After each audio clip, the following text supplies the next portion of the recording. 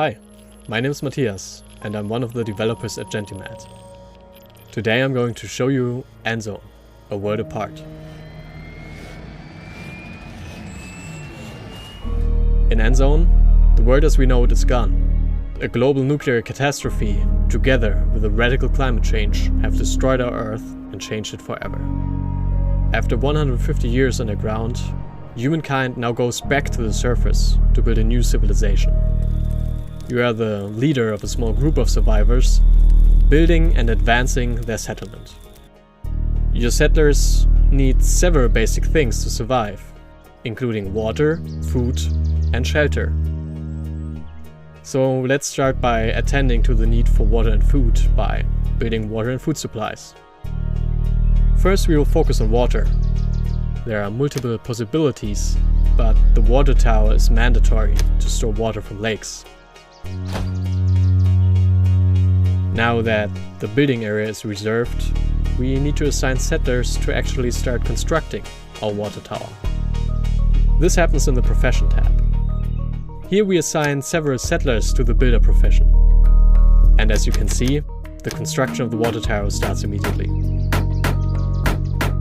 For settlers to get water from a nearby lake, we have to build a boardwalk. And as soon as water tower and boardwalk are built, settlers need to be assigned to the water carrier profession. And we now have a working water supply. Concerning food supplies, Endzone provides the player with multiple options as well. We can create fields and grow different crops, harvest berries, or construct a hunting lodge to hunt wild game. Now we can build your settlers a home, so they have a place to rest and to start a family. There are several types of houses, but they all have their own pros and cons. And after building houses, all of the most basic needs are fulfilled. We continue with the expansion and organization of your settlement. You can build over 30 different buildings, ensuring the survival of your settlers and making their life easier. Due to the climate changes, a drought haunts the Earth at irregular intervals. There will be no rain for almost a year. Natural water supplies dry out, and devastating sandstorms sweep over the surface of the Earth. They also change to hostile radiation, which is probably the most deadly and ubiquitous enemy of Endzone.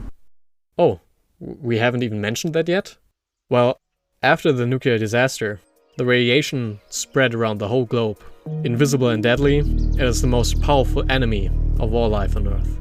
And as the leader of a settlement, you must always keep an eye on radiation exposure. If settlers get too much radiation in a short amount of time, they get sick and die. So you have to look out for contaminated rain clouds, which can increase the level of radiation in the environment. But death is not only on the ground, but also in the water and food. So after coping with food shortages, droughts, dried up lakes, radioactive radiation, sandstorms, water shortages, and all the other needs of your settlers, you can send expeditions to ruins and forgotten places, hunting for treasure and supplies. This is the foundation for successful survival in Endzone. Now it's up to you to create and adapt your own strategy while building your own settlement on a myriad of procedurally generated maps. We hope this video gave a clear introduction into our game, and we also hope you will have as much fun playing Endzone as we love developing it.